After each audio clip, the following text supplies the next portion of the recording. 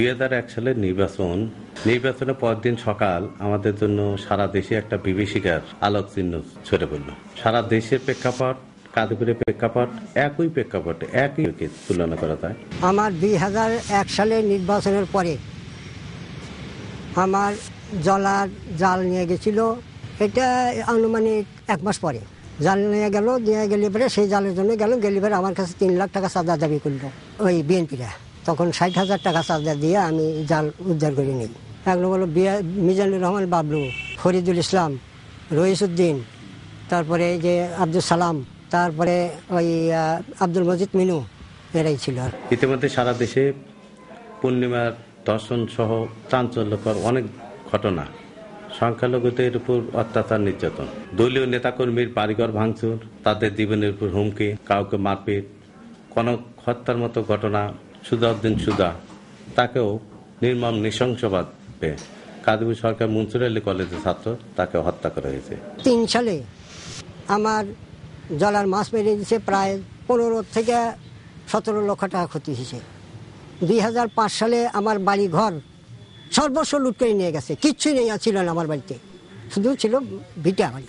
না, এটা মামলা তো তখন করতে পারি না, কারণ তখন বিএনপি সবেমাত্র ক্ষমতায়, ওই সময় বাইরে হইতে পারি না, মামলা করবো কি।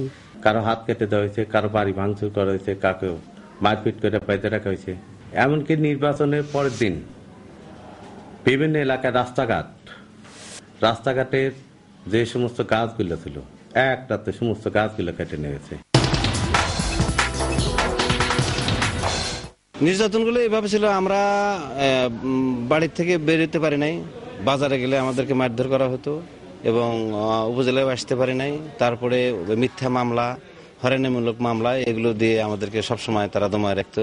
এবং পুলিশের এই মামলা থাকার কারণে আমরা বিগত জোট সরকারের সময় আমরা প্রায় 4 বছর আমি আমার নিজের বাড়িতে এবং আমার নিজের বিছানায় আমি ঘুমাতে পারি নাই।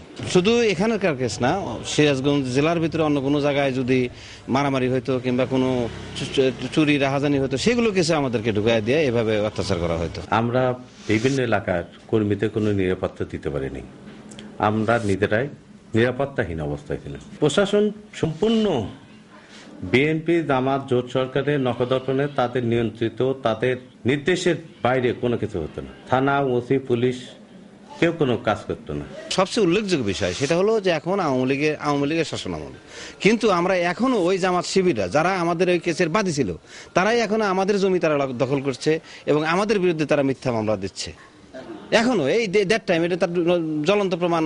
এই মনে করেন গতকাল কাজীপুর থানায় ঘটে গেছে একটা, আমার নামে 21টা মামলা হয়েছে, আমার নামে মামলা হয়েছে। আমি শুধু না, আমার সাথে প্রায় 200 নেতাকর্মী, এই কাদিপুরের ছাত্রলীগ, আওয়ামী লীগ, যুবলীগের, ছাত্রলীগের সভাপতি, সাধারণ সম্পাদক, সাংগঠনিক, এগুলো তো প্রশ্নই হতো না। এমনকি আমাদের নেতা আলহাজ মোহাম্মদ নাসিম সাহেবকেও মামলা দেওয়া হয়েছে।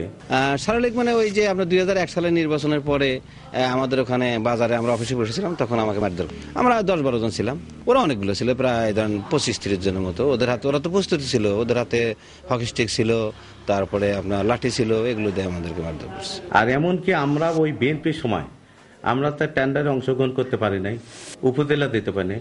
আমার একটা শিশু ছেলে যে উপজেলা কেজি স্কুলে পড়াশোনা করত, এমনকি সেই সন্তানকেও স্কুলে থেকে তাকে মারার হুমকি দেওয়ার পরে সে কিন্তু জীবন ভয়ে সেখান থেকে পালিয়েছে এবং তাকে কিন্তু সে কেজি স্কুলে পড়ার সুযোগ চিরত বন্ধ হয়। তাকে কিন্তু সেখান থেকে তার নানা বাড়িতে স্কুলে ভর্তি করে দেয়, সেই স্কুলে পড়ালেখার পরটা তা বন্ধ হয়ে যায়।